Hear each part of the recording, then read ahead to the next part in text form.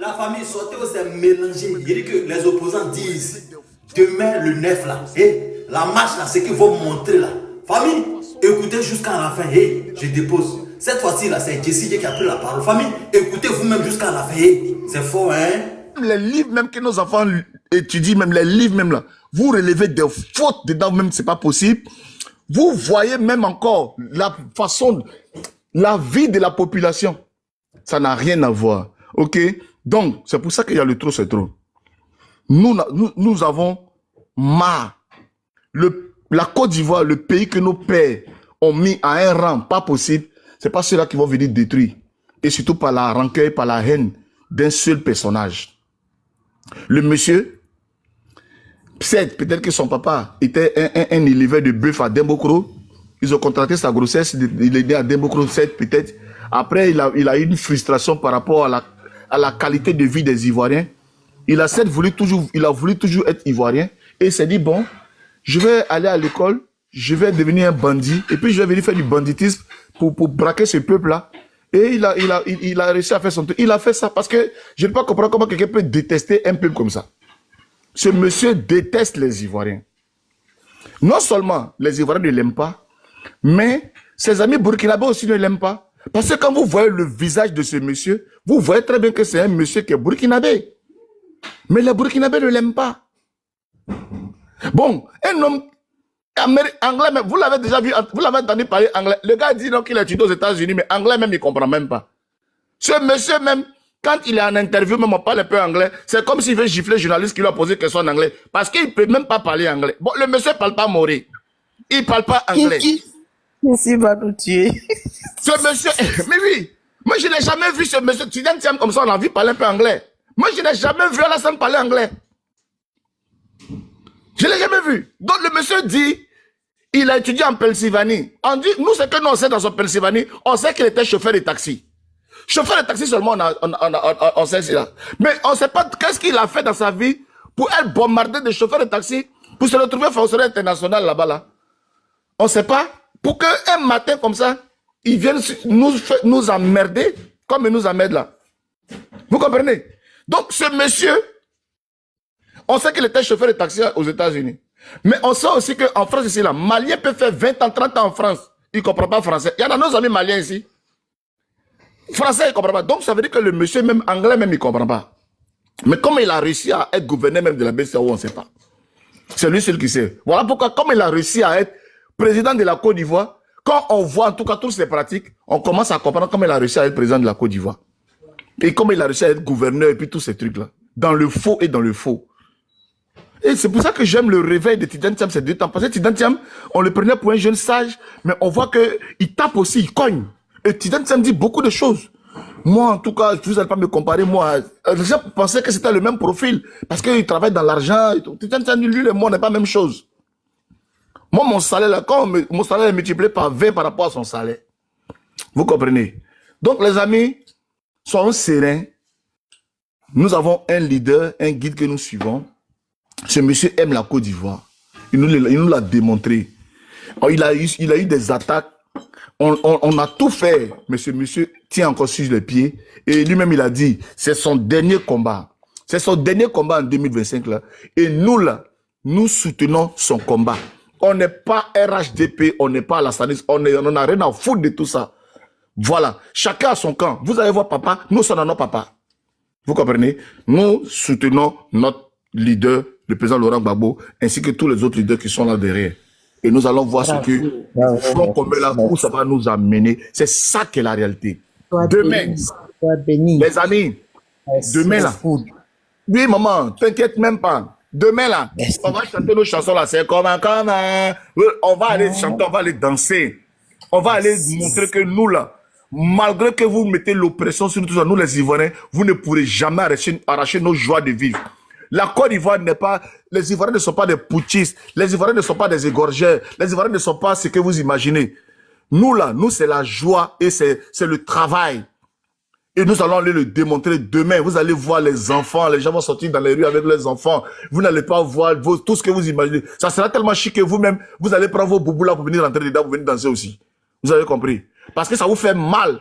Vous avez mal parce que vous souffrez autant que nous, mais comme vous êtes dans une logique de gémonie, une logique de choses, une logique ethniciste pour dire non, c'est nous les Djula, c'est pour ça que vous êtes, vous soutenez, vous savez très bien que ce monsieur vous a abandonné. Mais c'est la honte. C'est la honte d'avoir choisi quelqu'un qui vous a menti. Sinon, quand vous rentrez, même vos femmes, même là, quand vos femmes même touchent, elle dit, Mado, ça va dire, quelqu'un qui vous dit, eh, ça va nous tuer. Vous êtes en boule.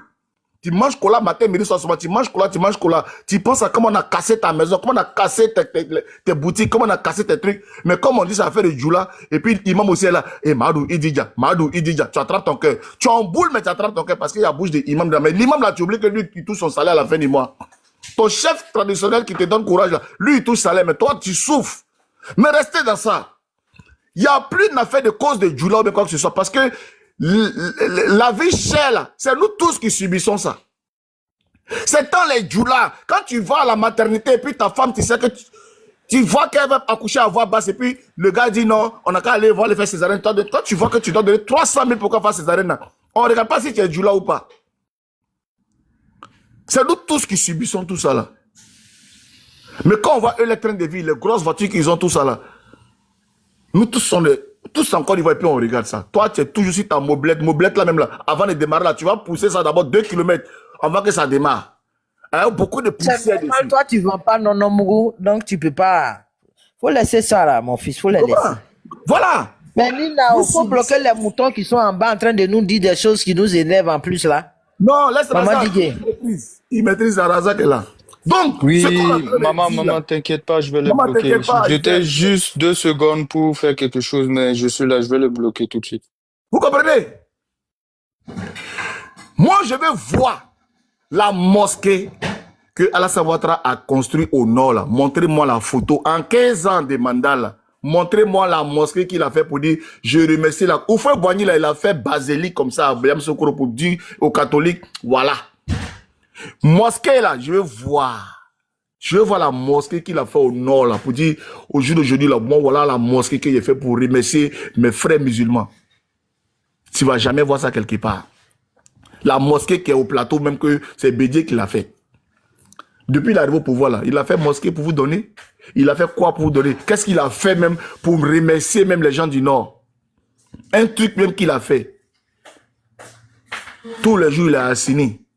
Il a assigné. Ah, en tout cas, son frère, la capitale, en tout cas. On sait que autant de gays, c'était Kabakouma. Autant de Gbagbo, c'est Mama. Bédier, tout le monde sait qu'il était à Daoukro. Mais voir gars là, on veut le voir à Gbeleban. Il ne va pas à Gbeleban là-bas. Il n'a qu'à aller là-bas. Un samedi, un dimanche, mais il va aller à Gbeleban. On dit non, ses amis d'enfance, les vieux là. Un vieux m'a tapé sa poitrine pour dire, hey, les amis de Gbagbo là, quand il partait à Mama là, les amis de Gbagbo partaient s'asseoir et lui jouaient à Oualé, jouer Ludo. On veut voir Alassane aller à Gbeleban, aller jouer Ludo avec ses amis d'enfance. Un seul ami d'enfance n'a qu'à rendre témoignage. Ouais, Vrado, il était trop bandit, qu'il était à l'école, en classe même. Vraiment, on n'a jamais entendu témoignage. C'est une honte. C'est une honte. Moi-même, tout de suite là, il a sorti un ami d'enfance qui avait dit, Jesse, je le connaissais. Un seul ami, promotionnel d'école ou bien à l'université ou bien truc, en Côte d'Ivoire, ça n'existe pas. Vous comprenez? Vous comprenez? Mais si tu es là à Sendou, là, même il y a une vieille dent cassée qui va dire à Sendou, tu vas trouver sa camarade là-bas. Mais pas en Côte d'Ivoire. Tu nous as oppressés pendant 15 ans, tu es venu faire encore 5 ans supplémentaires. On dit non, on ne veut pas. Ça encore, c'est un problème. Ok? Voilà. Donc, les amis, il y a le panel qui est là. J'ai parlé longtemps. Ce que je suis. Demain, c'est la finale. Demain, vous allez voir la mobilisation. Nos mamans, on parle, on dit non, oui, c'est eux qui sont marchés. Et les marchés là, c'est pour nos mamans, les femmes gourous. Ce sont les femmes gourous qui vendent le vivrier. Vous comprenez? Voilà, le vivrier là, c'est les mamans gourous. Les femmes du là, si elles ont trop vendu là, si elles ont trop vendu ces tchongons ou bien les trucs comme ça, ou bien venir vendre les kolaba. Sinon là, au marché là, c'est nos mamans, les femmes gourous qui vendent les poissons secs, les bananes, les trucs comme ça. Donc, c'est toujours un monde d'usurpateurs, quoi. Les menteurs seulement. Ok? Donc, calmez-vous un peu. Voilà. Moi, je me mets là pour l'instant. Merci, mon fils. Ma soeur, maman Jide, tu peux parler, non? Ouais. Ivoirien question. Oko gbagbo te diolo. Question. Jessie Oko gbagbo te. Oko gbagbo te. Oko kudu te diolo. Question. Question L'unique de... question. Question de... Oko gbagbo te diolo. Question. Je suis très fière ce matin que j'attends parler Jessica, l'unique commentaire. Vraiment, je suis émue. Parce que il parle pas pour quelqu'un. Il parle pour la population. Il parle pour l'avenir. C'est ce que Gbagbo demande à la jeunesse. Mais comme ils savent que ce qu'il va dire, ça va jamais quitter dans les oreilles des enfants quand ça atterrit, on l'empêche. Vous avez vu Draman?